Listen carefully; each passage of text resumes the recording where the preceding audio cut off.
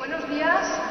Antes que nada, quiero agradecer a la Diputación de Valencia y especialmente a la diputada Isabel García por la invitación a presentar esta mesa titulada La aportación del movimiento feminista al movimiento LGTBI en este cuarto seminario, que sin lugar a dudas está resultando muy interesante. La reivindicación de la igualdad, la libertad y de todos los derechos humanos es el centro del feminismo. El movimiento LGTBI, dada su realidad social de discriminación, se ha inspirado en la lucha feminista. En definitiva, hablan de una democracia mejor, más justa, más libre, más inclusiva y real. Las estrategias feministas son muchas y muy variadas.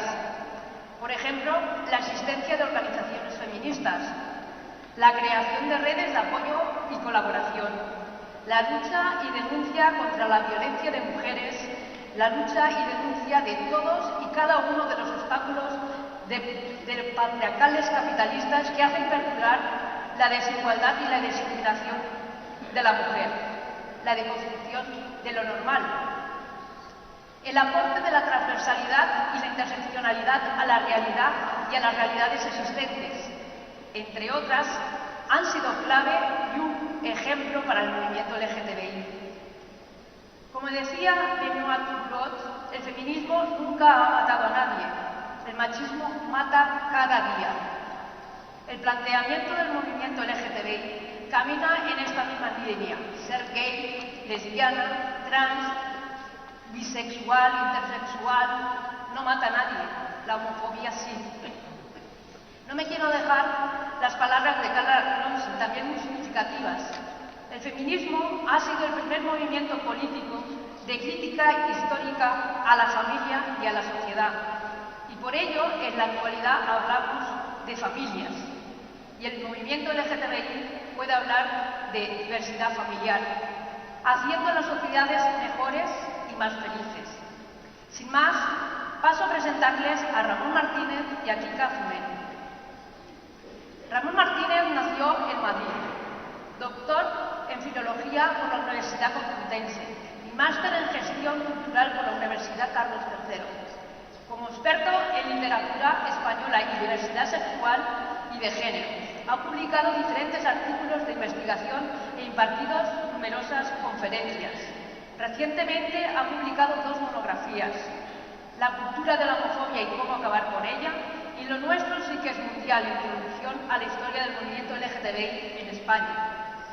Activista LGTBI y feminista, como no podría ser de otra manera. Ha participado en varios colectivos y compagina su labor reivindicativa con la docencia. Kika Fumero nació en Tenerife, feminista y activista por los derechos de las personas LGTBI, profesora en excedencia de secundaria y traductora jurada de lengua inglesa. Ha cursado varios títulos de posgrado en estudios de género y políticas de igualdad. Formadora de formadores en el ámbito de la violencia de género, violencia sexual y diversidad afectivo-sexual e identidades de género disidentes. Forma parte de la Junta Directiva del Congreso Europeo de Lesbianas y es la directora de área de investigación de esta misma red internacional. Coautora también de las publicaciones Desconocidas y fascinantes, Escuelas libres de violencias machistas, Lesbianas, así somos. También cofundadora junto a Paz Montalbán del proyecto Liceum Club Femenino, una plataforma de reflexión y recuperación de la memoria feminista que nace para dar a conocer una parte de la historia española que ha permanecido oculta. Cofundadora del proyecto Observatorio Coeducativo LGTBI, una plataforma online a nivel estatal diseñada y pensada para que cada parte integrante de la comunidad educativa, familias, alumnado y profesorado, encuentre en ella un espacio libre de violencia machista y puedan intercambiar sus experiencias. Con estas 2 presentaciones y estas 2 personas vamos a empezar la mesa. Muchas gracias. Es vuestro tiempo.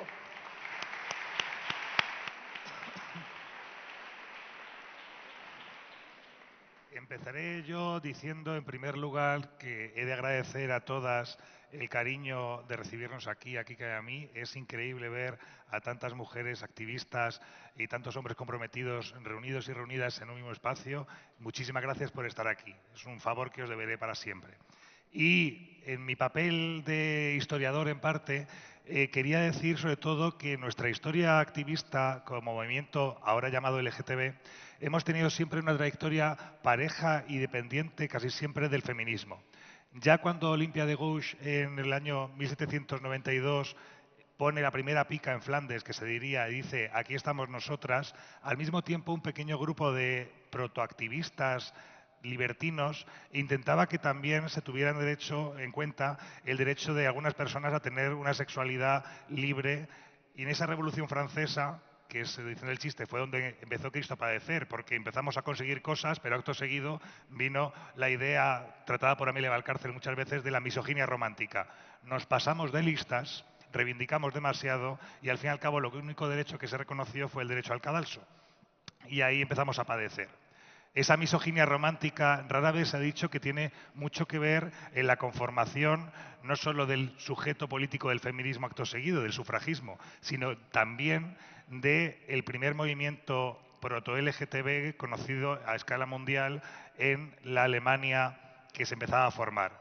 Esos primeros activistas uranistas, se decían entonces, empezaban a reivindicar derechos y a luchar contra todas las legislaciones que prohibían la sexualidad entre personas del mismo sexo. Y ya en ese momento, Hirschfeld, un investigador alemán importantísimo, recibió el apoyo del movimiento feminista. Fue Emma Goldman una de las muchas firmantes de un manifiesto que reivindicaba a las autoridades alemanas que el artículo 175, que luego provocaría los campos de concentración en el Holocausto, se erradicara. No llegó a conseguirse, pero fue un primer puntal. Y si venimos a nuestra dolorida España, nos daremos cuenta de que en la clandestinidad del franquismo un grupito de varones gays empezaron a trabajar por esa igualdad homófila, se decía entonces, desde unos puntos de vista que hoy entendemos como bastante conservadores. Y de nuevo hay que agradecer al movimiento feminista la irrupción de un discurso apasionante y estructurado y feminista en nuestro activismo. Cuenta Armand de Fluvià, nuestro primer activista, una anécdota que he de contar porque es muy divertida. En una de las miles de reuniones que montaba aquel movimiento español de liberación homosexual aparecieron dos mujeres, Monse y una señora absolutamente desconocida de la que solo conocemos su seudónimo, Amanda Klein. Amanda Klein irrumpió en la sala como una buena feminista lesbiana debe hacer y lo primero que dijo fue: esto que estáis haciendo no sirve para nada. Debéis saber que existe una estructura que se llama patriarcado. Debéis saber que la opresión del hombre hacia la mujer es la fundamentación de la opresión que sufren las personas LGTB, diríamos hoy. Y a partir de ahí, el protodiscurso activista LGTB de nuestro Estado empezó a evolucionar. Era el año 1972. A día de hoy seguimos sin saber quién es esa Amanda Klein. Su identidad sigue siendo un misterio. Terminaré hablando sobre ella. Esa irrupción maravillosa dio pie a un nuevo discurso activista. Los locos años 70 que vivimos reivindicando sin parar nos trajeron ideas increíbles, de una perspectiva que creo que hoy había que reconsiderar. No se hablaba de identidades LGTB, se hablaba de hacer una revolución sexual, de que todas las personas pudieran disfrutar de una sexualidad libre siempre que fuera de acuerdo, tolerada, entre adultos, etcétera. Esa idea fue cambiando poco a poco. Llegó un momento, y es un problema que sufrimos como movimiento, en que las mujeres lesbianas dijeron: nos habéis hartado. ¿Por qué? Demasiado gay chirulo había suelto en los colectivos y en ese momento dijeron: mejor vamos a estar nosotras solas y allí os quedáis. Nacieron los colectivos de mujeres lesbianas feministas o de feministas lesbianas, que aquello fue una bronca de las que hacen historia. Y el movimiento feminista heterosexual se consiguió renovar gracias a esas mujeres lesbianas y bisexuales que irrumpieron de nuevo con otra patada de la puerta en el movimiento feminista. Hay una anécdota también muy divertida que lo cuenta Pilar, una activista de Madrid, fundadora del colectivo madrileño, cuando llegaron todas esas grupitos de mujeres lesbianas que venían del Frente de Liberación Homosexual de Castilla a Barquillo 44. Tocaron la puerta, hola, somos las lesbianas, y hubo un segundo de inquietud en la puerta de Barquillo 44 diciendo, ¿estas tienen que venir o no tienen que venir? Sí, sí, que se vengan, que se vengan. Eso provocó, la alianza de mujeres heterosexuales y no heterosexuales, provocó que el movimiento feminista se renovara, se actualizara y entendiera mejor el concepto de la interseccionalidad. Pero mientras, ahí quedaban todos los varones abandonados al discurso. El discurso G, sobre todo, desde entonces tenía un problema. Le faltaba la estructura fundamental de su movimiento, de su ideología, que era el feminismo. Empezó entonces la crisis del VIH y aquello fue un conglomerado de tantas desgracias juntas que era necesario dar una respuesta. Llegaron los 90 y una nueva generación de activistas feministas lesbianas dijeron vamos a volver a los colectivos de los pobrecitos G que están muy perdidos, como seguimos hoy día, y hay que intentar llevarles la antorcha del feminismo de nuevo. Y allí que vinieron. Esos años 90 fueron bastante interesantes. Se intentó reactualizar el discurso. Había que dar una respuesta al VIH, había que dar muchas ideas. Y se planteó la idea por primera vez en el movimiento LGTB, ya llamado así, fundamental, de un debate que a día de hoy sigue sin estar cerrado y que sonará seguro. La gran batalla entre el concepto de igualdad o el concepto de diferencia.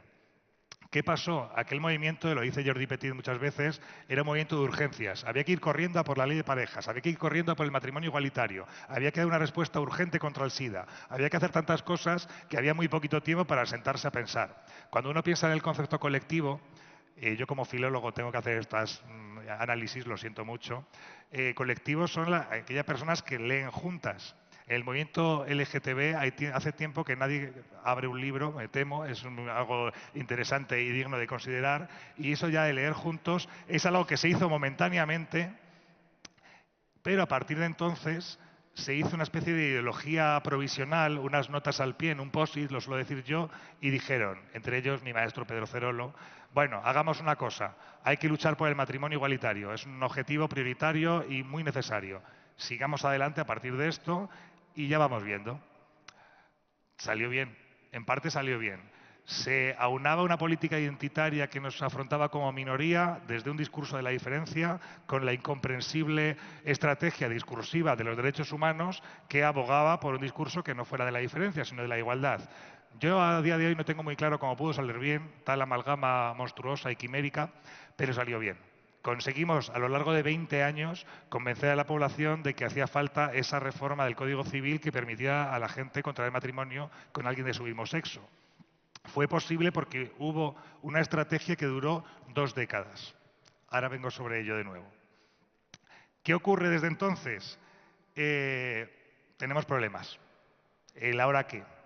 Creo que a nadie en la sala se le ocultará que el movimiento feminista sufre, el movimiento LGTB, perdón, sufre una crisis importante. Yo suelo decir que el movimiento LGTB como movimiento ha dejado de moverse. Seguimos viviendo de la inercia de aquella amalgama de ideas primigenia que tuvimos con tanto acierto en su momento. Era útil esa ideología porque de alguna manera nos servía para seguir tirando. Pero a día de hoy tenemos distintos problemas y voy a enumerarlos porque creo que luego podemos hacer un debate sobre ellos y Kika añadirá muchas soluciones, seguro. Lo primero que me planteo es dónde está Amanda Klein hoy día. Sé que sigue viva y he conseguido reconstruir su nombre aunque ahora no lo recuerdo. Pero ¿dónde estará? Creo que es una llamada de atención que nos haría falta. Por favor, Amanda, donde quiera que estés, vuelve, tráenos de nuevo el discurso feminista, nos hace mucha falta, vuelve. Pero al mismo tiempo creo que tenemos un problema permanente y es que hemos vivido de las rentas de un discurso que era provisional durante 20 años. Ese discurso ya no funciona igual. ¿Por qué? Porque gracias a ese discurso hemos conseguido cambiar la realidad. Hemos hecho una sociedad distinta y nueva y nuestro discurso activista no ha sabido adaptarse a ese nuevo contexto. Tenemos que intentar adecuar nuestro discurso a la actualidad en la que vivimos. Y esa actualidad es bastante complicada. Creo que un ejemplo físico y biológico os lo va a dejar muy claro. Se llama Javier Maroto. Que haya un hombre gay en el Partido Popular, visible, encantado de conocerse, por cierto, y que nos diga que el matrimonio igualitario, lo dijo hace poquito, es una apuesta del Partido Popular. ¿Cómo deciros, compañeras, que a mí me suscita dudas, preocupaciones y debates internos difíciles de asumir? ¿Qué ocurre? Desde ese 2005 en que conseguimos un hito histórico, que fue aprobar el matrimonio, hemos conseguido avanzar mucho. Hemos cambiado todo. Y mucha gente, esa G problemática que está ahí vigente perpetuamente, piensa que ya está todo hecho. ¿Qué problemas tenemos ahora? ¿Os acordáis? Bueno, no os acordáis porque no hayamos nacido ninguno. Cuando el movimiento feminista en los años 30 consiguió el voto, ¿qué había que hacer después? Pero el movimiento feminista supo hacer su trabajo y dijo, oye, feminismo radical, vamos a luchar contra la violencia. Y se renovó. El movimiento LGTB actualmente vive de esas rentas, vive con la inercia y la tranquilidad de pensar que ya está todo hecho y, uno, hay quien empieza a pensar cosas nuevas, que es un éxito. Dos, hay quien piensa que en el Partido Popular están todas las respuestas para la igualdad. No es para nada un éxito. Y puede ir a peor. Y por otra parte, hay un gran problema, es un problema del que hablamos continuamente. Hay gente que piensa que su siguiente objetivo no es un objetivo igualitario, sino que es un objetivo que atenta directamente contra los derechos de todas las mujeres. Ayer, antes de ayer ya, la Federación Estatal de Gays y Lesbianas publicaba un tuit, hay que hacer referencia al Twitter porque estamos ahí perpetuamente, agradeciendo y celebrando que en una revista sobre padres y madres, por primera vez había aparecido una foto de dos padres, dos papás, con un bebé. Y ves la foto y es bonita. Y ves la foto y dices, hay que visibilizar que existen familias de otro tipo, que no todo es papá, la paloma, la madre virgen, ya sabéis. Hay que intentar hacer otro eso, pero ¿a costa de qué? Cuando rascas en la fotografía te das cuenta de que no se trata de una adopción, se trata de un vientre de alquiler. Pero no solo de uno. Esa foto de dos varones con un niño tiene detrás 5 donantes de óvulos distintas. Y tiene detrás 6 madres gestantes distintas porque se produjeron 5 abortos. ¿A costa de qué vamos a visibilizar nuestra necesidad de que se nos reconozca como parejas del mismo sexo que tenemos descendencia? ¿A costa de los derechos de 11 mujeres? Gracias.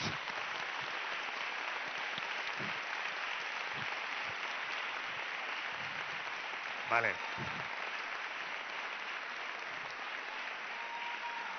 Vale.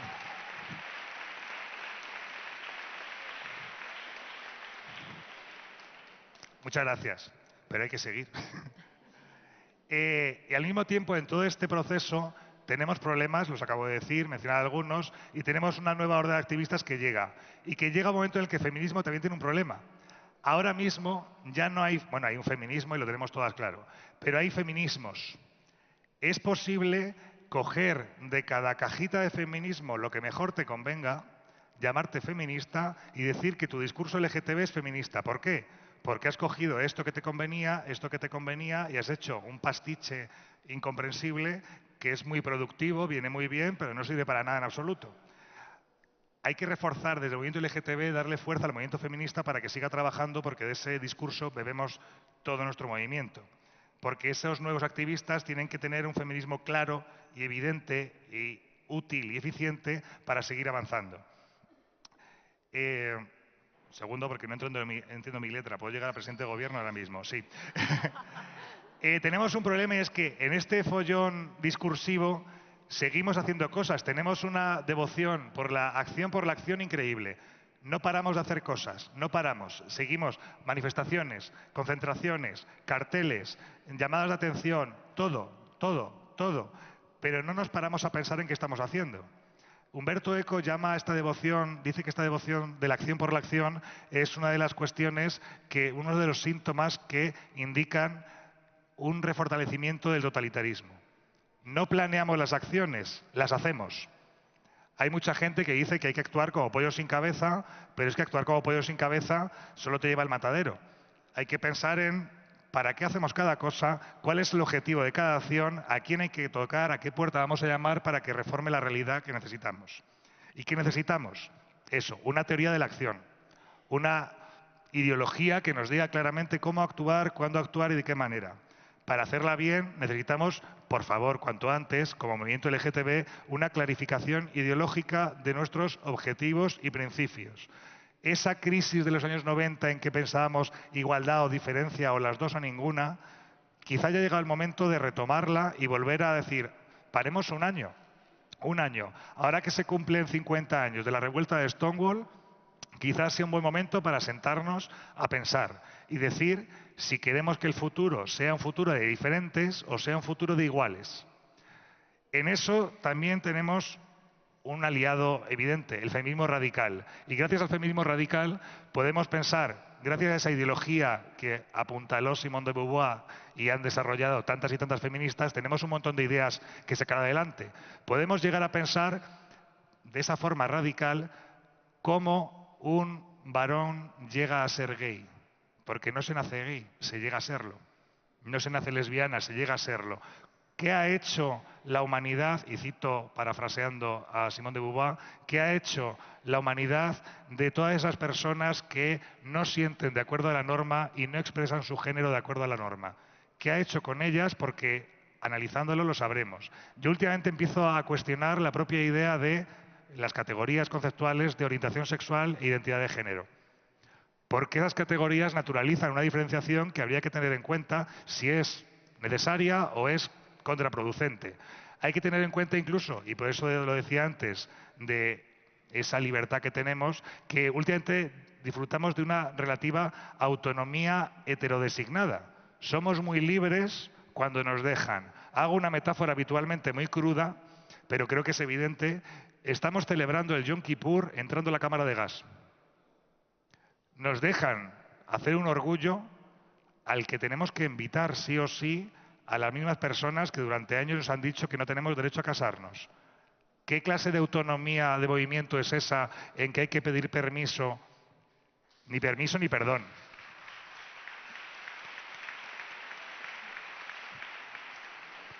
Y ya termino.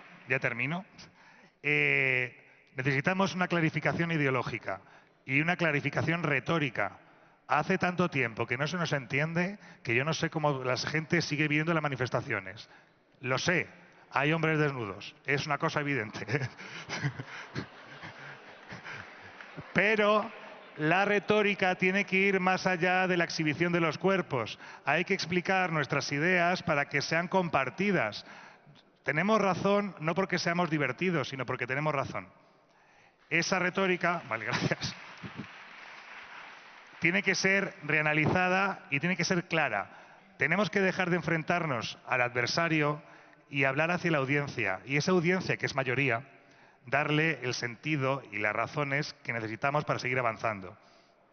Carmen Alborch decía, y quería recordarla hoy, claro, que los problemas de las mujeres los son de la sociedad en general. Hay que empezar a hacer entender que nuestro tema, el tema LGTB, la cuestión LGTB, la cuestión de la diversidad, aunque diversidad es una palabra que cada vez me gusta menos, filológicamente hablando, es una cuestión que atañe a todos y todos los seres humanos de la Tierra y que hay que juntarse porque es un derecho humano. Para terminar, quiero leeros un poema, soy profe de literatura, yo si no leo un poema cuando hablo en público pues no duermo tranquilo. Un poema con el que llevo trabajando mucho tiempo, le doy vueltas continuamente. Es un poema de Lorca, evidentemente también es un topicazo, yo lo siento, pero la cabra tira al monte. Y quiero quedaros con esa idea de, hay problemas, estamos dormidos, es súper bonito estar dormido al lado de la persona a la que amas, pero hay gente fuera. Y esa gente nos acecha. Leo un soneto del amor oscuro, evidentemente. El amor duerme en el pecho del poeta. Tú nunca entenderás lo que te quiero porque duermes en mí y estás dormido. Yo te oculto llorando, perseguido por una voz de penetrante acero. Norma que agita igual carne y lucero traspasa ya mi pecho dolorido y las turbias palabras han mordido las alas de tu espíritu severo. Grupo de gente salta en los jardines esperando tu cuerpo y mi agonía. Un caballo de luz y verdes crines. Pero sigue durmiendo, vida mía. Oye mi sangre rota en los violines. Mira que nos acechan todavía. Muchas gracias.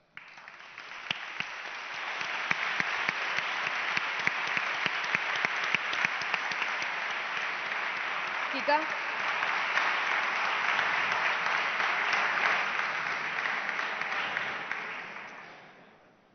Hola, hola, sí. Bueno, muchísimas gracias, compa. Dar las gracias a todo esto es impresionante. Ver, bueno, es que todo el mundo lo dice, pero es que es verdad, si vienen aquí y se ven, ponen los pelos de punta y la verdad es que tanta fuerza, tanta energía, tanta unión, emociona. Bueno, antes que nada, dar las gracias por encima de todo a Isabel por haberme dado la oportunidad de estar aquí compartiendo hoy con ustedes. Vaya, llevo todo el rato dándole al móvil, que parecía una obsesionada con el móvil, para mantener una página y se me acaba de ir. Resulta que antes, cuando estaba hablando Rosa, dijo en un momento dado, bueno, que ahora estaban subiendo unas fuerzas, que ya estaban aquí, y que si llegaban a subir al poder, pues que las feministas... Estaba hablando de que teníamos que seguir luchando, porque si esas fuerzas llegan al poder, pues volveríamos a una especie de franquismo y aún así tendríamos que seguir luchando. Claro, una cuando está en primera fila en el colectivo LGBTI, es mujer, es lesbiana y oye franquismo, pues a mí las patas me hicieron así y pensé justamente, Lorca es mi sitio, que para allá me mandan, claro. Bueno, parece una exageración, pero es para que nos tomemos en serio lo que tenemos delante y seguimos uniendo fuerzas. Cuando estaba hablando Rosa, colgué un Twitter y hablando del feminismo como un movimiento basado en la filosofía racional, cité a Rosa, evidentemente, y que, bueno, que la igualdad era racional y que no había ningún elemento objetivo que demostrase que no somos todos iguales. Bueno, acto seguido me contestan y me dicen, no digas chorradas, tú eres boyera, no eres igual, no puedes hablar por las mujeres. Yo me puse, la verdad es que me dio una alegría porque dije, jo, todavía hay tíos machirulos por ahí que se lean a Mónica Wittig, por ejemplo, ¿no? De aquello que las mujeres no son, las bolleras no somos mujeres. Bueno, un poco para introducir el tema, la importancia del feminismo y la importancia de que el feminismo siga ocupándose y nos sigamos moviendo en los temas de diversidad. Yo me voy a centrar, por supuesto, en el tema de como mujer lesbiana. Es cierto que el matrimonio igualitario parecía algo secundario, pero es cierto que marcó un antes y un después, no porque estuviésemos deseando casarnos, más que nada queríamos decir que no nos queríamos casar, pero no teníamos el derecho a decir no me caso, sino porque nos puso de alguna manera en igualdad, pasamos de ser en muchos aspectos ciudadanos de segunda, por lo menos ante la ley, para pasar a ser ciudadanos de primera, ¿no? Entonces ya que te miren desde ahí, pues yo creo que es importante, o ha sido importante, tener la ley de nuestra parte. Esto estoy retomando un poco lo que ha comentado el compañero. Y luego el tema del colectivo LGBTI al principio, en los años, sobre todo en el franquismo, reivindicábamos el silencio, paradójicamente. Reivindicábamos la necesidad y el derecho a la privacidad y a que nuestras vidas fueran privadas, porque lo que quería el Estado, evidentemente, era que fuéramos visibles para ir a por nosotros. Es cierto, todo esto cambia, la llegada del SIDA, empieza el tema de la igualdad y empieza el discurso identitario. Cuando empieza el discurso identitario, la sociedad, o sea, el Estado, ve que un peligro, y es que nos empecemos a ser visibles. ¿Cómo impide un Estado, en un Estado donde existe libertad de expresión, cómo impide la libertad de expresión de una identidad? Bueno, pues evidentemente estigmatizando esa identidad. Y una manera de estigmatizarla fue señalándola y diciendo que el discurso reaccionario fue que la expresión de la identidad de la homosexualidad, es decir, la expresión de la homosexualidad, implicaba la promoción de la homosexualidad.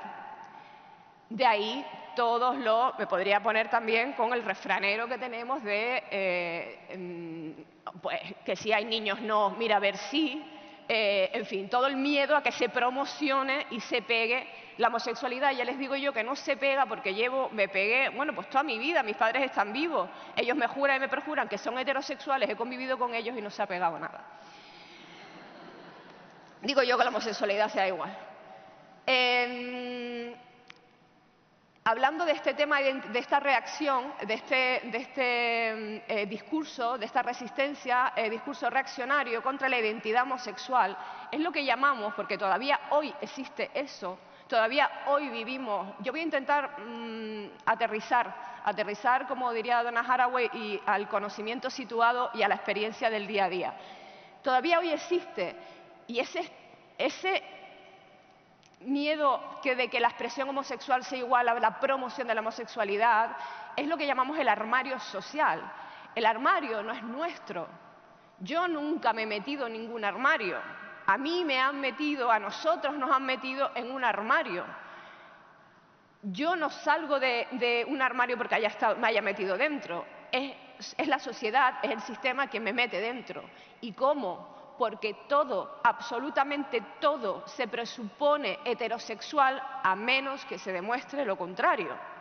Por lo tanto, si yo quiero vivir en consonancia conmigo misma, pues tendré que estar continuamente en algún punto del discurso, porque eso también hay que aprenderlo, porque no nos enseñan a salir del armario. Yo antes creía que salir del armario era decir en todos lados, soy lesbiana, soy lesbiana, soy lesbiana. Llegó un punto y digo, madre mía, qué estrés, esto tiene que ser de otra forma, tiene que haber otro modo de decirlo. Porque esto es que parecía una tonta y pone, soy lesbiana, soy lesbiana. Claro, la gente me decía, ¿a mí qué? ¿Y a mí qué? Digo, por si acaso, para que lo tengas claro. Claro, luego vas aprendiendo, yo, pues igual no se tratará tanto de eso, sino de que tu propio discurso empieza a ser visible y que llega un punto, pues que igual que mi compañera me dice, oye, es que ayer fui al cine con mi marido y fui a ver la película de La Guerra de las Galaxias, yo puedo decir, yo ayer fui al cine con mi novia a ver la película de La Guerra de las Galaxias y la gente llegue en el discurso a que fui al cine y a qué película fui a ver, porque se quedan en mi novia lesbiana, ¿no? Bueno, es verdad que aprendes tiene que formar parte de tu discurso y que forma parte de tu discurso, todavía hoy se nos encoge un poco, incluso las que estamos ahí en primera línea, el estómago en según qué contexto. Hay un discurso todavía muy reaccionario con la homosexualidad. Por ejemplo, aquello de, a mí no me importa con quién te acuestas. Te quedas así, dices, ostras, pero es que llevas mucho tiempo preocupada y ahora te ha dejado de preocupar. O es que a mí me tiene que importar con quién se acuesta la gente, es que este debate tiene trascendencia. Yo entiendo lo que quieren decir, de verdad que lo entiendo, es que soy tan inteligente que encima lo entiendo. Pero ustedes imagínense que montamos una fiesta, ¿no? O lo que sea, un acto protocolario, una comida, celebramos un cumpleaños, celebramos la fiesta de las feministas, yo qué sé. Y yo les digo a ustedes, ese con el que te acuestas puede venir. Tú, claro, si no me das una torta, pues si eres un poco más educada te pararás a decirme, oye, guapa, ese con el que me acuesto es mi marido o es mi compañero de vida. Entonces, déjense de preocuparse tanto por mi salud, o sea, por mi sexo, que a lo mejor casi es lo que menos hacemos, no se crean que esto es muy diferente. Claro, y empiecen a entender que esa con la que me acuesto resulta que es mi compañera de vida y cuanto menos se merece un respeto. Esa es una manera también de...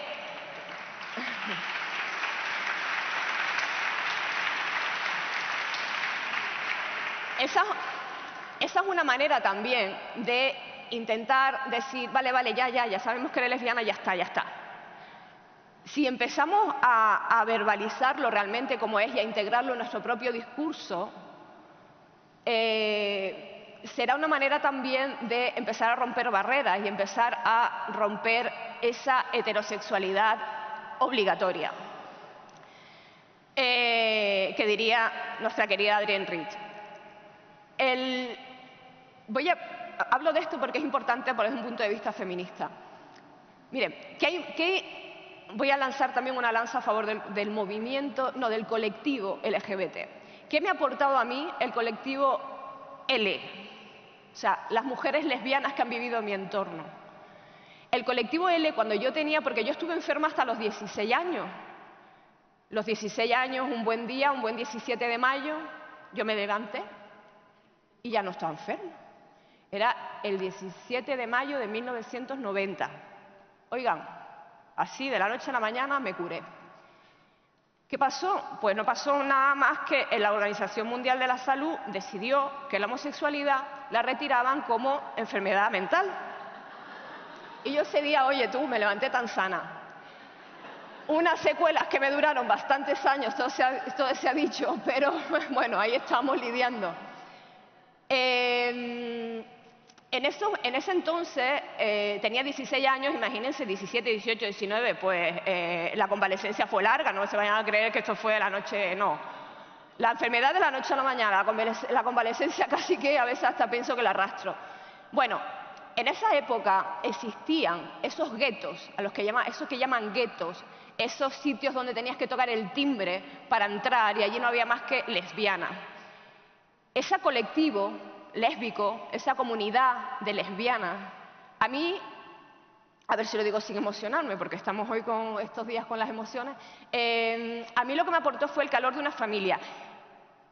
Era en esos días, en esos años, el único sitio donde yo no era lesbiana, donde yo era una persona y que se hacía lo mismo que estaban haciendo en el pub de al lado chicos y chicas, exactamente lo mismo, y tan lo mismo que exactamente con el mismo machismo. Claro, pues si todos nacimos en el mismo sitio y hemos sido educados de la misma manera, no se vayan ustedes a pensar que nacer LGBT nos exime de ser machistas. Ya nos gustaría que con la que hemos cargado ya podría al menos tener un caminito avanzado, pero no, exactamente lo mismo, pero sin sentirnos lesbianas, sin sentirnos etiquetadas, simplemente sintiéndonos personas, sintiéndonos aceptadas, sintiéndonos nombradas, sintiendo bueno, pues que éramos iguales. Eso me dio el colectivo, la comunidad lésbica. Es verdad que se creó un vínculo, porque es un calor familiar, es un calor de ser aceptadas, de estar tranquilas, de estar relajadas, de no tener que estar tensas. Se crea un vínculo afectivo que todavía nos vemos y nos reconocemos esas personas de antaño. Eso a mí, sinceramente, me salvó la vida, porque si juntamos eso con adolescencia, ¿qué les voy a decir yo como profesora y en aquella época encima? Imagínense. El colectivo, el movimiento LGBT, lo que me enseñó fue a salir a la calle a luchar. No sabíamos, pero como fuera, allí estábamos, en la calle luchando. Bolleras, maricones, trans, todos allí en la calle luchando, protestando, diciendo, estamos aquí, ya está bien, nos están amargando la vida. Desde el feminismo no, como buenamente podíamos, pero salíamos. Cuando yo estaba dentro de esos guetos lésbicos y dentro del colectivo, es verdad que yo de alguna manera, bueno nosotros, de alguna manera, sin tocar el feminismo, no lo hemos tocado todavía, luego salíamos a la calle o en nuestra vida cotidiana, aceptábamos meternos en ese armario social, aceptábamos la discreción, aceptábamos el silencio, agradecíamos que en determinados núcleos sí, a lo mejor con tu madre sí, o en tu casa sí, pero fuera de tu casa, como era mi caso, fuera de tu casa, tabú absoluto. Carga con esa vergüenza. Bueno, pues lo que pensabas es, bueno, pues es normal, agradecías que dentro de tu casa sí, aunque fuera, tuvieras que estar en todo momento controlando la situación. Y en todo momento sintiendo que era lesbiana. Lo que me enseña el feminismo y el movimiento feminista, y es por lo que el movimiento feminista, o sea, no hay lucha por los derechos humanos, derechos fundamentales, derechos LGBTI, derechos con personas con discapacidad, derechos de los que quieras, o sea, derechos humanos, no hay lucha sin perspectiva feminista, porque entonces estaremos reproduciendo el sistema y encima mediante derechos y con ley.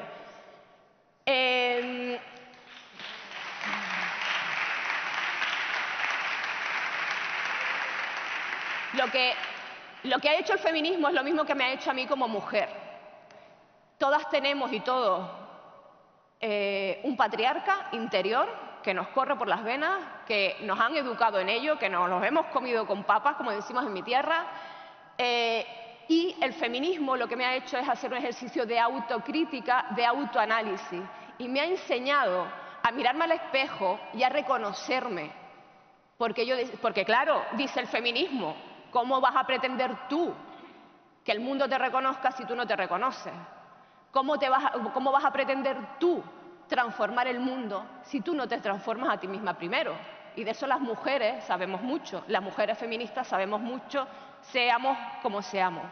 Y lo que me enseñó, aparte de mirar el machismo que me corría por las venas como mujer y el machismo que me oprimía como mujer, me enseñó a mirar el machismo que me oprimía a mí misma como lesbiana, es decir, lo que llamamos homofobia interiorizada. Y primero tuve que trabajarme la homofobia interiorizada para luego salir y reconocerme y exigir de alguna manera que me reconocieran. Eso ha hecho el feminismo. El feminismo ha ido siempre de la mano del colectivo LGBT, es cierto. El feminismo es una filosofía de vida, es una teoría. Por supuesto pone en medio como sujeto político a la mujer. El otro día, sé que no está aquí hoy, si estuviera daba igual porque nos queremos mucho, pero me dijeron que la mujer lesbiana no era sujeto político.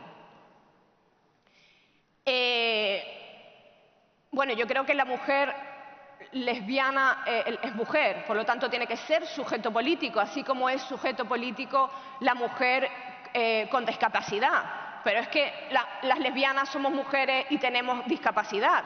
Pero es que las lesbianas somos mujeres, tenemos discapacidad y somos gitanas y somos negras y somos de todas las religiones habidas y por haber, como hemos visto hoy.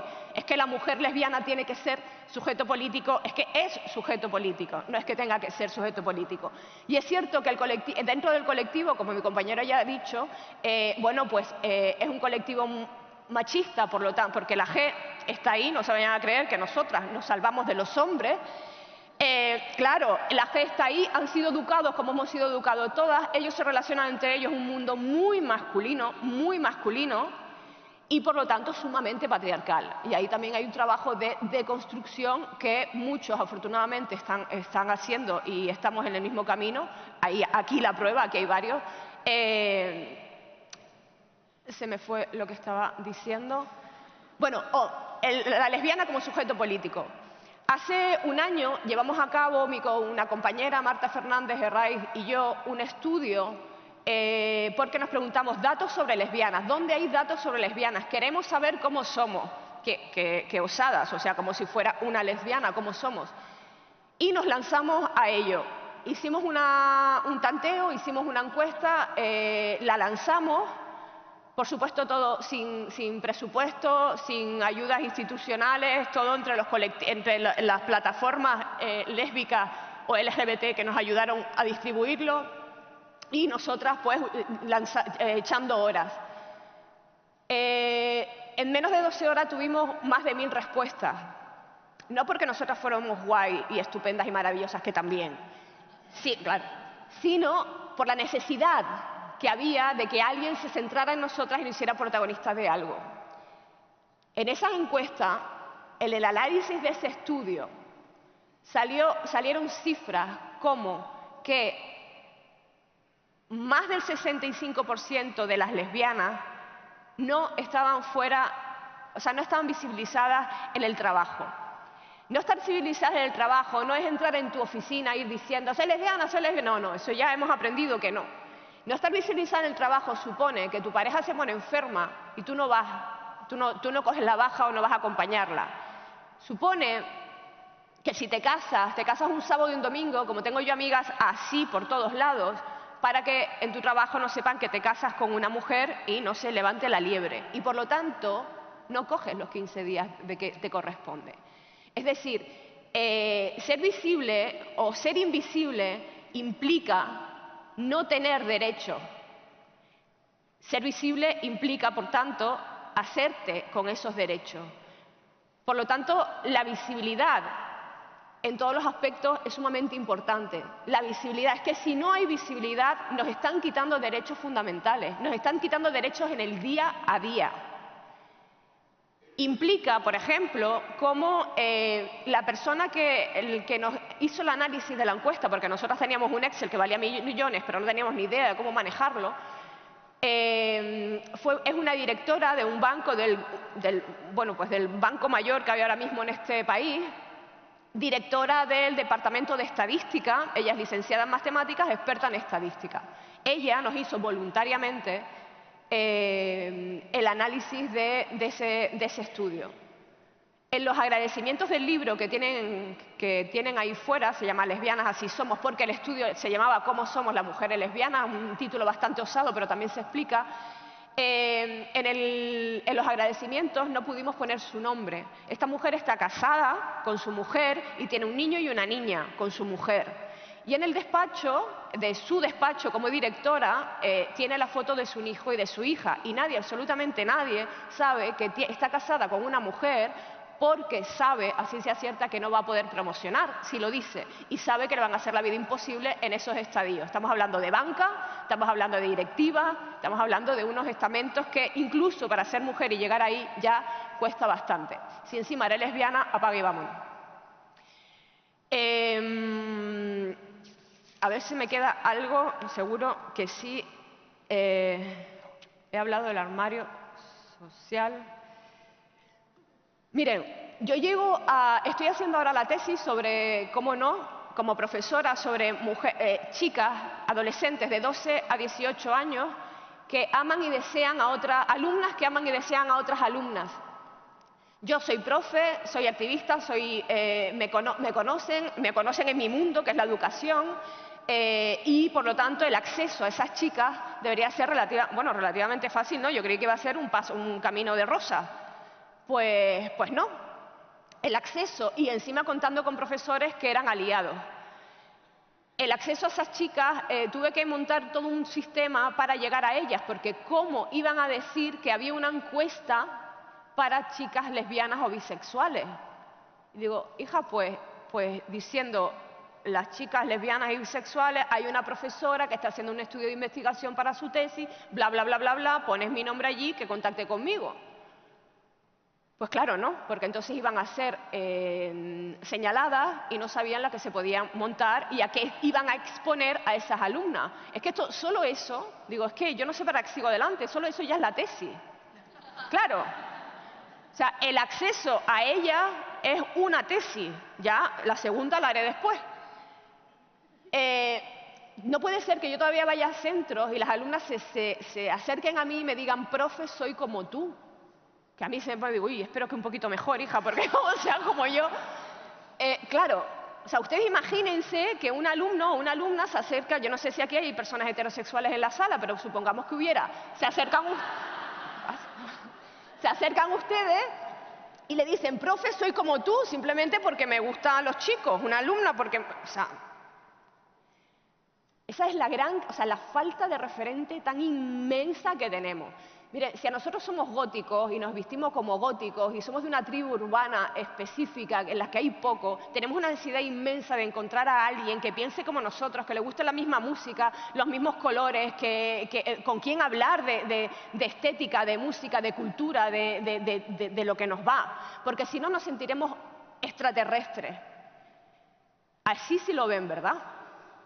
Pues eso es lo mismo. Necesitan referentes. Necesitamos referentes. Las mujeres, las niñas, necesitamos referentes. Antes estábamos hablando, me estaban haciendo una entrevista. Necesitamos referentes porque en la escuela, como no se aplica la coeducación, sino eso que llaman educación, en la escuela damos 98% de inventores. Los chicos que aprenden, que hacen así, inventan algo. ¿Qué aprenden las chicas? Que tienen que ser genias, lumbreras, algo exorbitante fuera de este mundo para poder inventar algo. Claro, casi que dicen, mira, déjalo, que me dedico, yo que sé, a dar clase o... Claro, ese es el mensaje que le estamos dando, porque no tienen referentes. Pues los referentes es necesario para todo. Cuando yo les pregunto, ¿qué referentes mujeres tienen? Pues, bueno, aparte de Rosalía de Castro y de Santa Inés Santa Inés de la Cruz. Sor Inés de la Cruz, madre mía, anda, que yo también con la religión. Nada, bueno, ahora un poco más Frida Kahlo, pero eso casi que pa' nota. Ya si les pregunto lesbiana, es que no hemos estado en ningún lado, no hemos hecho nada, dormir todo el rato, digo yo. 3 heteros que estaban por ahí y ya está, el resto nada. El mensaje que estamos transmitiendo es muy triste y voy más allá. Ahora es cierto que estoy metida en porque yo creo que sí, que las lesbianas somos un sujeto político, porque somos mujeres y, como dije antes, somos de miles de culturas, tenemos mil discapacidades o mil cuerpos diferentes, como quieran llamarlo. Pero sí somos sujeto político y estoy ahora metida en la European Lesbian Conference, que es a nivel europeo y centroasiático. Hemos lanzado desde el área de investigación un estudio, está ahora haciéndose, así que invito a todas las lesbianas y bisexuales, mujeres que aman y desean a otras mujeres aquí presentes, a realizar la encuesta. Tienen que saber inglés, pero de resto está hecho. Hemos hecho una pregunta que es si creen que en su país, estamos hablando de Europa, si creen que en su país una alumna lesbiana puede ser feliz en su instituto con su orientación sexual, y el 92% por ahora ha contestado que no. Yo creo que un poco nos tenemos que hacer responsables, que tenemos que integrar la diversidad en nuestro discurso. No se trata de ir gritando y poniendo etiquetas. Las etiquetas todavía son importantes, a colación de lo que decía mi compañero antes, son importantes porque es importante que yo me identifique como mujer. Luego ya, si quieres, debatimos qué es ser mujer y qué es ser hombre, y después ni tan hombres ni tan mujeres. Pero sí es importante que yo me posicione por ahí para la lucha, porque a mí la sociedad me oprime como mujer. Sí es importante que yo me llame y me identifique como lesbiana, porque a mí la sociedad me oprime como lesbiana. Luego, si me pongo a analizar, pues a lo mejor ni tan lesbiana, bueno, sí. Es importante el discurso. Y el discurso que tenemos, si nos los analizamos, es muy heterosexual. Miren, las feministas hemos aprendido que la heterosexualidad no solo es una orientación sexual. La heterosexualidad es un sistema que nos oprime a todas las mujeres. Es un sistema que identifica perfectamente el rol del hombre y el rol de la mujer, cómo tienen que ser las relaciones sexuales entre hombre y mujer, y es un sistema perfectamente elaborado, más allá de la orientación sexual. Es un sistema político. Y las feministas hemos sabido, independientemente de nuestra orientación sexual, hemos aprendido a identificarlo y a luchar y a desmontarlo y a deconstruirlo. Por lo tanto, es importante que pasemos al discurso y a integrar nuestro discurso la diversidad humana, o por lo menos a no presuponer nada, a no presuponer el sistema, porque el sistema nos oprime, y a unas mucho más que a otras. Y bueno, yo creo que hasta aquí, Gracias.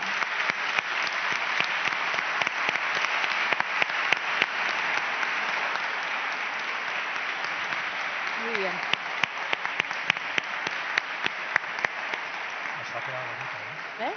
Bueno, hemos podido escuchar dos discursos muy potentes, de las que sacar grandes conclusiones, aún en este siglo. Que pasen cosas tan tremendas como las que ha comentado Kika, pues cuesta asumir.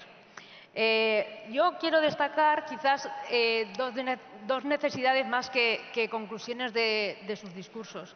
Yo creo que hay una necesidad de transición de las personas LGTBI, de ser aceptados, de ser incluidos en la sociedad, a que pasemos ya a un paso más ambicioso de querer ser respetados y respetadas, porque a una persona LGTBI yo creo que le da igual que la acepten o que no, simplemente tiene la necesidad de ser aceptada tal cual es, ni más ni menos. Yo no necesito ni tu tolerancia ni tu aceptación para poder vivir y para poder ser. Yo lo que necesito es que me respetes como persona. Y también la necesidad de la complicidad entre ambos movimientos, feminista y el movimiento LGTBI, y la empatía para seguir en una lucha para una sociedad mucho más inclusiva. Con todo y con esto, yo creo que vamos a empezar el debate. Preguntas que queráis hacerles a nuestros compañeros, a mi compañera. A ver. Micrófono por aquí. Hola. Mira, me ha encantado tu última aportación, porque voy a hacer mi aportación, va un poco en tu línea. Yo soy mujer, soy bisexual y soy sorda, entre otras cosas. Entonces, he tenido falta de referentes porque he intentado buscar espacios en los que ser recogida y no los he encontrado. Normal. Porque cuando tocaba la puerta del movimiento de lesbianas me decían que me volviera a casa y que decidiera si me gustaba la carne o el pescado, porque era que no lo tenía muy claro. Y luego cuando vuelves años después y te dicen, mira, en el movimiento de lesbianas te podemos hacer cabida. Dices, vale, cuando habléis, por favor, podéis quitaros la mano de delante, porque, ay, pero eres sorda.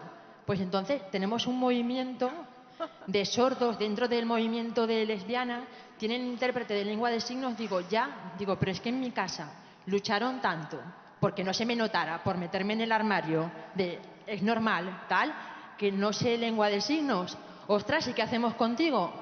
Entonces, gracias por decir un poco lo que tú dices. Ya está bien de aislarnos, escudarnos en movimientos, y desde el feminismo somos personas, merecemos respeto. O sea, estoy cansada. Yo vivo desde hace 6 años en una escalera y una vecina no me hablaba porque era estúpida. Entonces, cuando, por no sé cómo, un día se me acerca, después de 4 o 5 años, y me dice, ostras, no sabía que era sorda. Y yo, ¿perdón?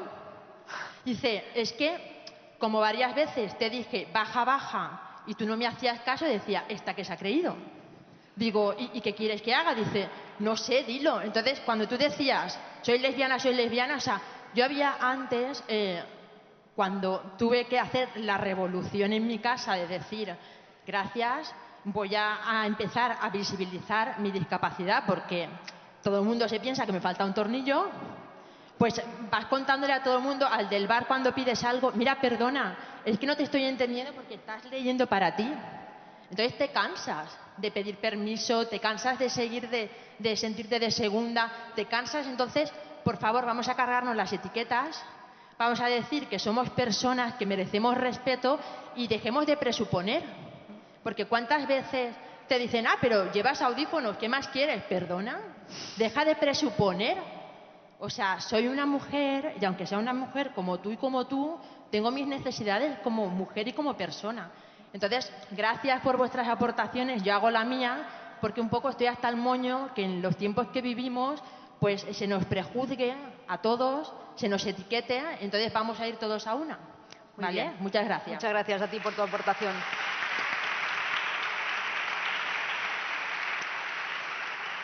Por ahí.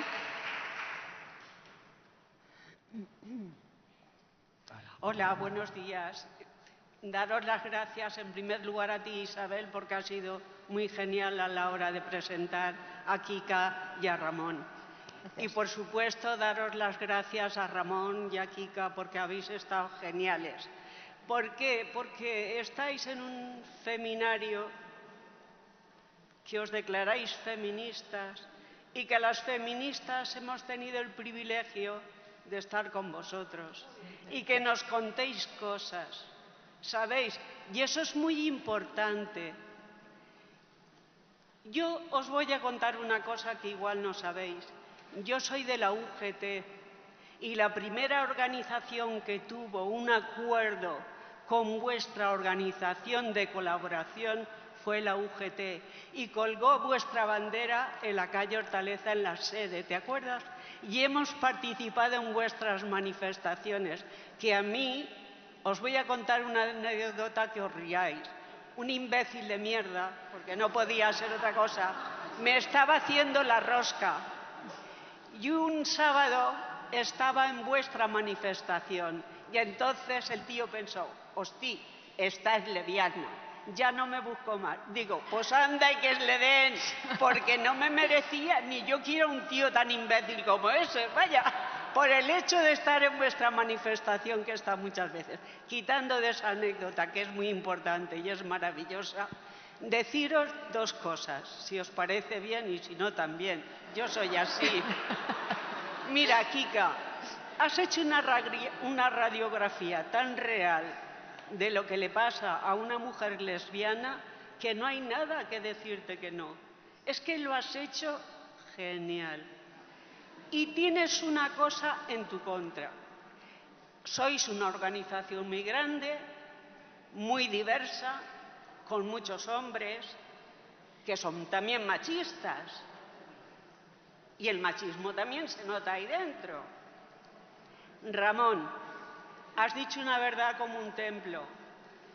Amanda tiene que formar parte graciosamente y cariñosamente del pasado.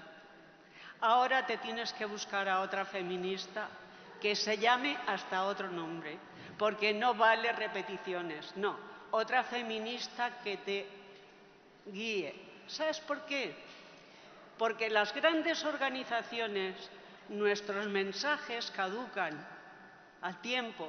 Hay otros que no, que hay que mantener en el tiempo. Por ejemplo, la igualdad. La igualdad es un mensaje que hay que mantener en el tiempo, es una utopía. Hasta que no la consigamos al 100% no vamos a parar. Pero otras cosas hay que denunciar realidades que os pasan, no hacer manifestaciones por hacer, no hacer panfletos por hacer, no. Tenéis que tener una crítica interna del carajo. Os tenéis que reconocer entre vosotros. Se tiene que acabar el machismo. En mi organización también hay machismo, ¿eh? No te creas que somos unos santos, pero cada día menos.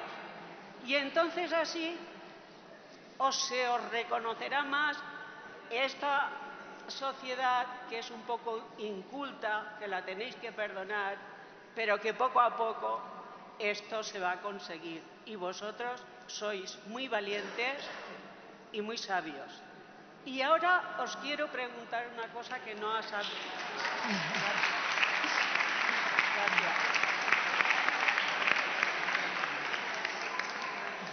Mirad, os quería preguntar una cosa que no sé si me la podéis responder o no.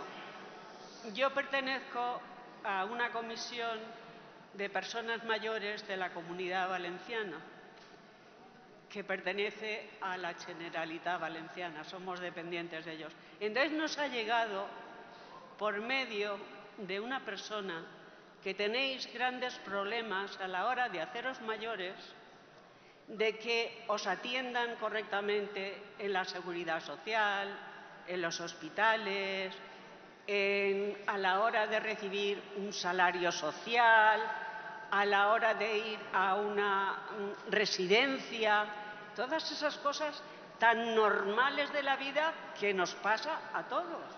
Entonces, si lo sabéis bien y si no, pues ya estaremos en contacto en otro momento, ¿vale? Muchas gracias. ¿Queréis anotar algo? ¿Queréis anotar algo a esta pregunta o hacemos...? Creo que por allí al fondo, allí otra mano. Vale. Hola. Bueno, yo soy Mar, soy activista LGTB desde hace, no sé, como 25 años, una cosa así. Ahora Ramón lo conozco, de hecho, de federación, de hace muchísimos años de encuentros estatales y demás, de verle en acción en talleres. Que estaba comentando a las compañeras sobre literatura y movimiento LGTB muy divertidos, esos talleres que él hacía. Y bueno, simplemente comentar que sí que estoy de acuerdo en lo que comentabas, que el discurso del movimiento LGTB quizás ha quedado un poquito anquilosado, pero que sí que está habiendo una renovación, está habiendo gente en la actualidad que lo está moviendo, que está cambiando de manera está avanzando en el discurso, ¿no?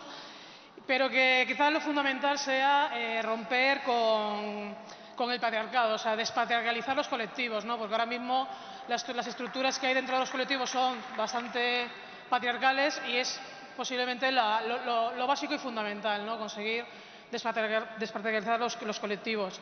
Luego, con el tema de las referentes, yo siempre digo que todas somos referentes, ¿no? Y el hecho de la visibilidad es muy importante. Me pasa un poco como a Kika, que cada vez que eres visible por ahí, siempre hay alguien que te dice no me interesa nada saber nada de tu vida. Bueno, es que no te estoy contando mi vida, lo que te estoy diciendo es, te estoy hablando con naturalidad de lo que hay, porque realmente el hecho de visibilizarte, sobre todo en el ámbito educativo, es muy importante, ¿no? Porque, de hecho, en los centros educativos hay muchísimo profesorado que es homosexual o, bueno, diverso y no se visibilizan. ¿Por qué?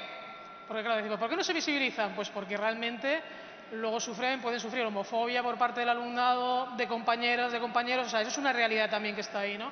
Y sobre la que hay que incidir, no solamente incidir sobre el alumnado, sino también sobre el profesorado, ¿no? Sobre este trabajo. Y nada más. Muchas gracias. ¿Alguien más? Hola, yo quería hacer una pregunta a Ramón. Quizá lo he entendido mal, pero creo que has hecho un comentario sobre los términos diversidad, identidad de género y orientación sexual, y has comentado algo como que quizá no estabas ya tanto de acuerdo con esa terminología o quizá con su abuso, no sé. Si lo podías ampliar un poquito, gracias, y me ha gustado mucho. Vale. A ver, al fondo acabamos un turnito de preguntas y así cerramos un poco el coloquio con... Sí. ¿Dónde estás? Que no te veo. Vale, perfecto. Vale, gracias. Gracias a Ramón y a Kika.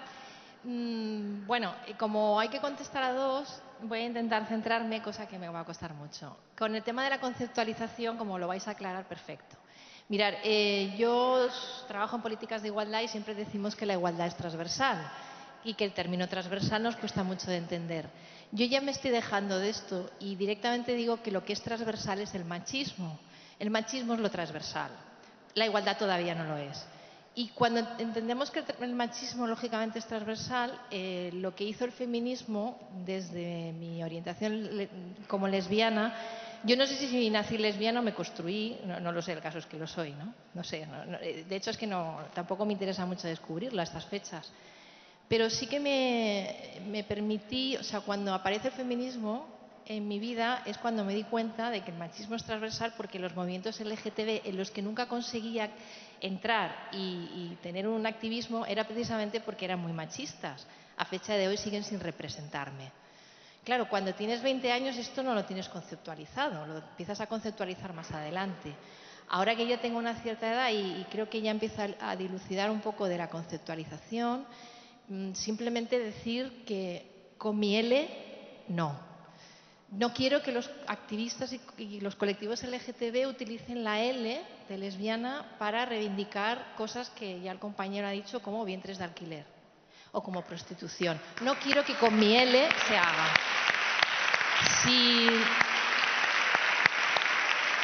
Si tenemos que volver, y hay que volver al activismo feminista lesbiano, interracial, yo qué sé, llamémoslo como queramos, pues volvamos. Yo a ese me apunto. Entonces, Kika, si montamos las feministas radicales lesbianas, yo me apunto.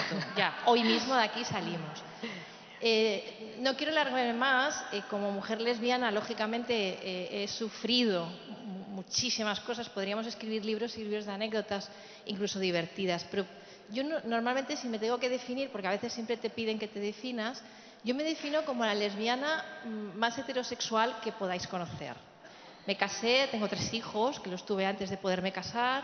En fin, no sé, tuve volumen, tal, me fui de crucero cuando me casé. En fin, lo hice todo, lo que hacían las hetero, ¿no? Que me rodeaban, mis amigas hetero, con lo cual hizo que al final me separara incluso de mi mujer lesbiana, que es bisexual, por cierto, etcétera, etcétera. Bueno, tendría muchas anécdotas, pero quiero también, como mujer, decir otra cosa que nos pasa a las lesbianas, y es que pasas por todo un sistema sanitario. En mi caso, yo tuve una endometriosis, me operaron, tuve un montón de revisiones ginecológicas y nadie se enteró de que yo era lesbiana, porque nadie me lo preguntaba.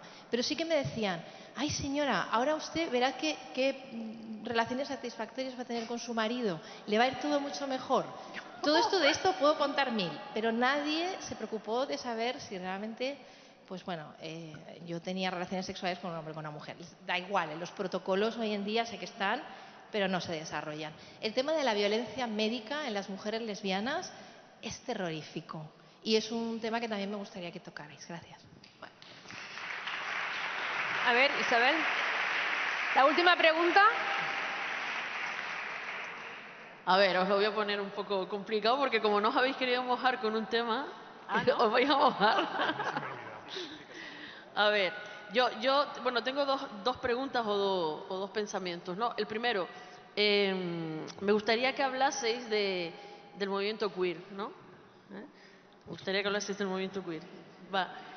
Y el segundo, y ahí quería contradecir un poco a mi amiga Mar, que está por aquí atrás, que decía que el movimiento LGTBI avanza y tiene un nuevo discurso y tal. Avanzar, no sé si avanzaremos. El nuevo discurso, a mí como mujer lesbiana no me gusta nada. Yo creo que el discurso que en estos momentos tiene el movimiento LGTBI es un discurso difuso, en el que cada una de de las siglas que forman parte del movimiento, cada una barre para su casa, donde la G sigue teniendo un poder impresionante, un peso importante, que está convirtiendo al movimiento LGTBI en un movimiento reaccionario y donde me preocupa muchísimo, muchísimo que se empieza a cuestionar el sujeto político mujer, ¿no? Y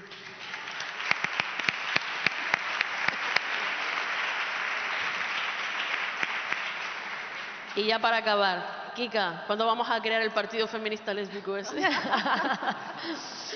Bueno, pues yo creo que cerramos un poco respondiendo...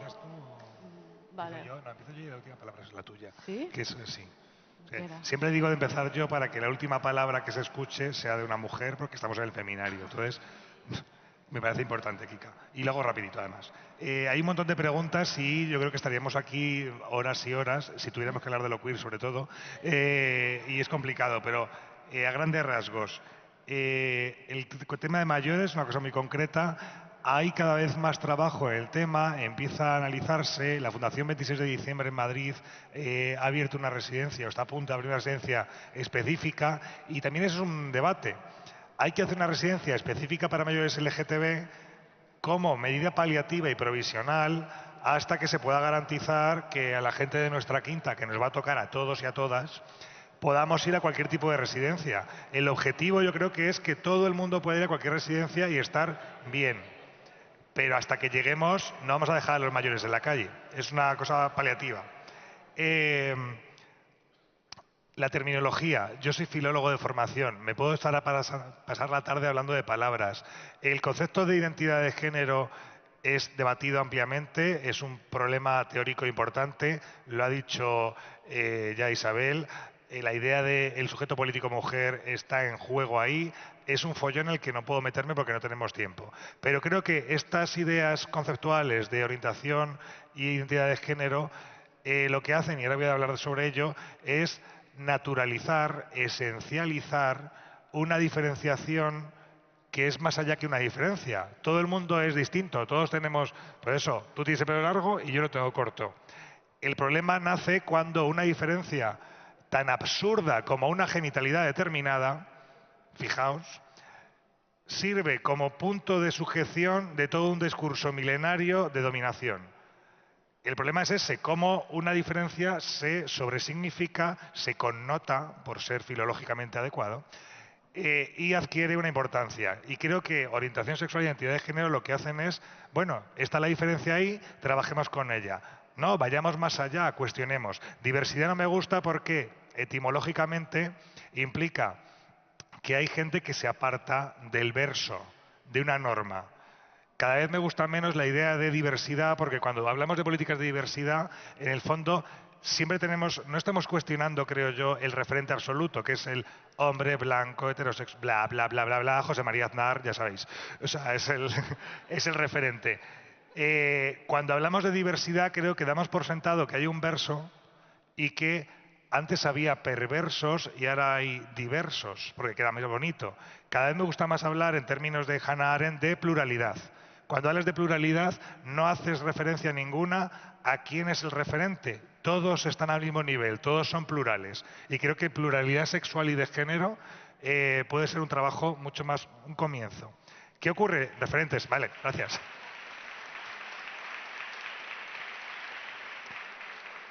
Sigo con los referentes, voy a lo queer y termino rápido porque esto es rápido. Lo hablamos ayer en la cena. Los referentes, los profes sobre todo nos convertimos en referentes sin querer cuando queremos, que es la cuestión. Son muy importantes porque ayudan a un montón de gente y eso lo vemos en las aulas día a día. Mucha gente me ha preguntado, yo acabo de sacar la oposición, entonces me estoy enfrentando a una cosa que antes no conocía tal cual y me di cuenta de que ahora mismo estoy en primera línea de batalla. Es la primera línea. Los palos me los llevo yo. Hay directores que han sido denunciados ya por adoctrinar, por permitir que se adoctrine a su alumnado en la ideología de género esta, que la única ideología de género que conozco es el machismo, pero bueno, eso lo hablamos otro día si queréis. ¿Qué ocurre? Esos referentes son válidos como estrategias para seguir avanzando, igual que las etiquetas políticas. Hablar de LGTB o de uranistas o de lo que sea es una herramienta para seguir avanzando. lo que tenemos que saber es hacia dónde caminamos. La gran pregunta para mí no es que un chaval de cuarto de la ESO, que a lo mejor me está viendo, tenga que recurrir al término gay porque no sabe analizar su realidad. La gran pregunta es cómo voy a trabajar para que dentro de 200 años, estaremos todas aquí seguro trabajando, dentro de 200 años no exista ningún chaval de cuarto de la ESO que se sienta extrañada su vida con respecto a lo normal porque esté incluido en la naturalidad de todos y todas, de la pluralidad. Esa es mi idea sobre las referentes. Y ya, lo queer, y eso es bueno, una cosa, lo he dejado para terminar. Lo queer es una filosofía política y cuando te pones a analizarla bien, ha cambiado mucho. Lo queer está de moda, pero tiene una edad considerable, es de los años 90. Cuando te pones a leer teoría queer a fondo, te das cuenta de que tampoco es tan novedoso. Hay cuestionamientos que se hacían décadas antes. Y yo aquí siempre digo que una cosa, ¿para qué quiero una filosofía que reproduce una crítica previa? ¿Para qué quiero lo queer si tengo el feminismo radical? Tal cual. Y ya, para terminar, de verdad, esta frase estaba pensada, ¿eh? O sea, para terminar, de verdad, estamos en primera fila, se nos dice que adoctrinamos a los niños, somos el mal. Hace 40 años asesinaron a un activista americano que recuerdo continuamente, Harvey Milk, y tuvo el mismo problema que tenemos nosotros y nosotras ahora. Ser visible, estar ahí para la gente que necesitaba tener a alguien ahí. Una señora muy mala, que se llamaba Anita Bryant, era como la Ana Botella de aquella época, decía que Harvey y todos los profesores visiblemente LGTBs estaban reclutando a gente para su movimiento. Hoy día nos dicen que estamos adoctrinando al alumnado. Y yo me he comprometido conmigo mismo, y te invito a hacer lo mismo, que cuando lleguemos en septiembre al nuevo curso, empecemos las clases presentándonos y diciendo algo así, como decía Harvey Milk, me llamo Ramón Martínez y he venido a adoctrinaros. Gracias.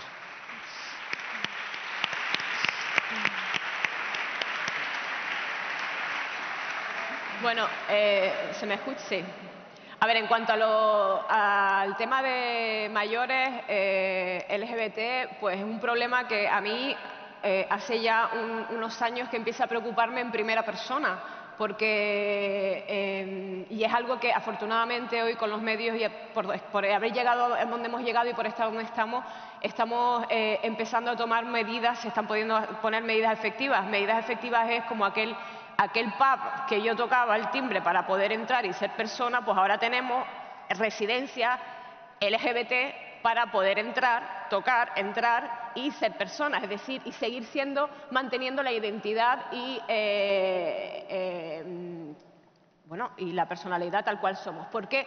Porque es cierto que hoy en día hay muchísimas mujeres y hombres LGBT que están sufriendo una violencia geriátrica muy grande por el tema, porque entran en residencia y se tienen que meter en un armario como jamás pensaron que tendrían que volver a meterse. Simplemente porque, bueno, pues cuando vamos creciendo vamos perdiendo, bueno, pues que lo voy a contar, movilidad, facultades, en fin, y depende de qué enfermedad o no tengamos y cuán independientes o no seamos, pues estamos sometidos al cuidado de otros. Nada nuevo.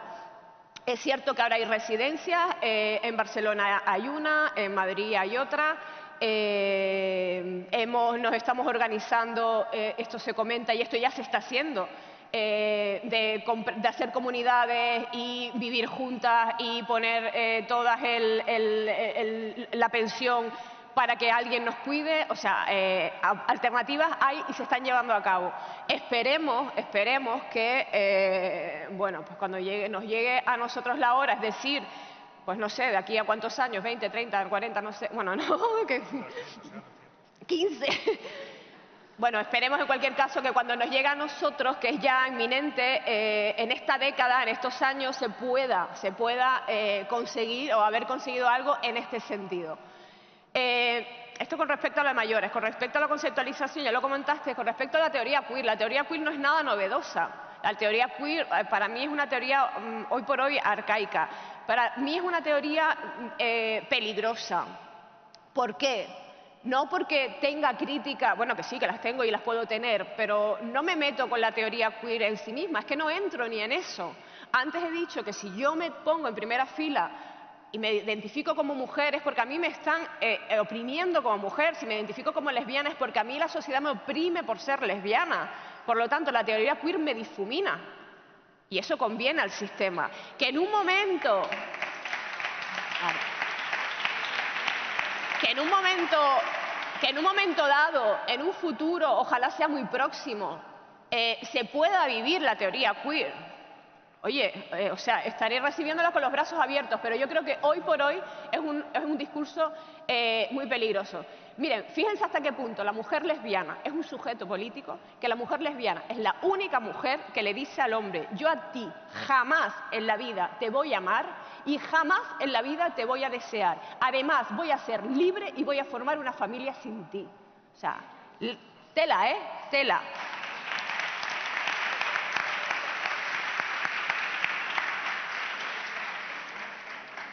Yo no sé, ahora, yo no sé, bueno, evidentemente estarán al tanto de la prensa, pero es que son tantas prensas que no nos da la vida. Ahora, desde que quienes entraron en el poder de Andalucía, de nuestra querida Andalucía, si ustedes leen la prensa, hay cada vez más casos de violencia, casos de delitos de odio, de homofobia, de violencia contra el otro día, ayer, leí un caso de 2 chicas en Cádiz que fueron atacadas, o sea, físicamente, le dieron una paliza porque se estaban dando un beso. Tela con las que nos pueden venir encima. Y a ver si tomamos conciencia de lo que es el sujeto político del feminismo y nos unimos, todas y todos. Porque efectivamente los problemas y la opresión de la mujer son problemas que afectan y que sufren también los hombres. Pero es que la homofobia, a ver, la homofobia no la sufrimos las personas homosexuales, la homofobia la sufrimos todos y todas. Un chico, un hombre, un niño, un señor mayor, lo que sea, un chico, considerado chico por la sociedad, varón, que se salga mínimamente de lo que esté estipulado por la sociedad, de lo que es un hombre, va a sufrir homofobia. El maricón no se lo quita a nadie. Y una mujer, le gusten los chicos o las chicas, da igual o no le guste a nadie, que se salga de la norma femenina, la van a llamar marimacho, da igual a quien le guste. Es decir, la homofobia es algo que nos concierne a todos y a todas, por igual. Lo único que es verdad que quien encima somos homosexuales, pues lo sufrimos más, es evidente. Pero vamos, que no se salva nadie. Bueno, la violencia médica, ¿qué te voy a decir? O sea, las mujeres que tenemos relaciones sexuales o que no tenemos relaciones sexuales con hombres y que sí tenemos relaciones sexuales, porque yo me he visto en la consulta del ginecólogo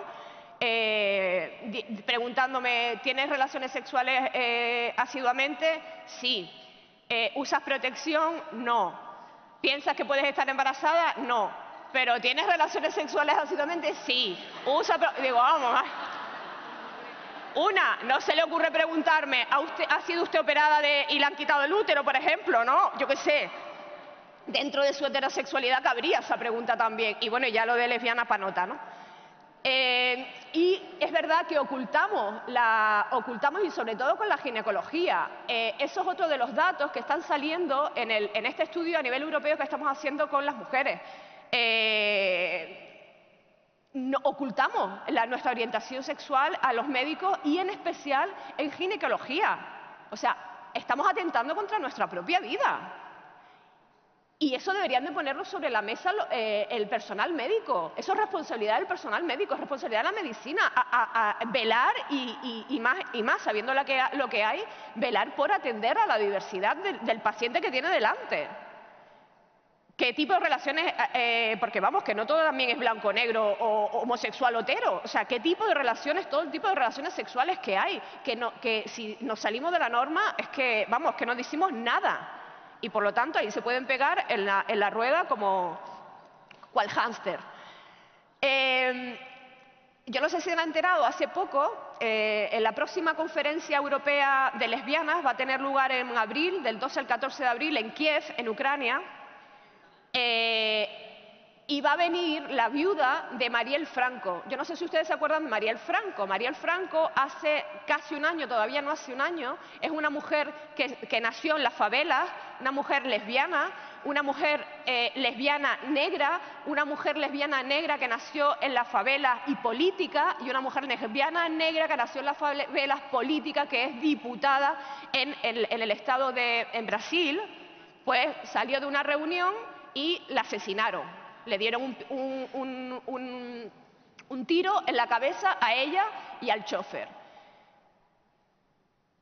¿Qué tenía? Pues que era mujer, era negra, era lesbiana, encima venía de clase pobre y era política. Y de izquierda, claro. Y pretendía tener voz. ¿Cómo? Si eres lo último de lo último en esta sociedad. Bueno, yo creo que me acabo de poner un poco nerviosa así porque, bueno, un caso reciente y que muestra, yo creo, las clases, los tipos de mujeres que hay y la interseccionalidad, que es tan importante tenerla en cuenta, que ser mujer no es un prototipo de mujer. Eso tenemos que deconstruirlo también y bueno, ya. Creo que no se me queda nada en el tintero. ¿No? Muy bien.